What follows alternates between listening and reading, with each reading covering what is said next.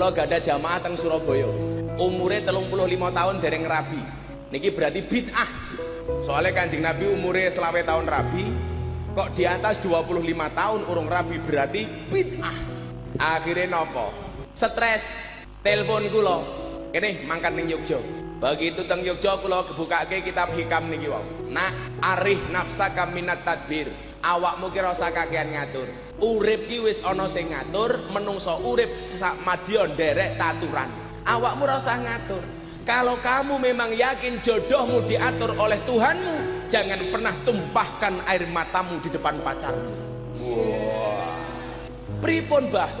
Ibnu Athaillah dawuh, tidak akan pernah terhenti satu permintaan ketika permintaanmu kamu sandarkan kepada Tuhan.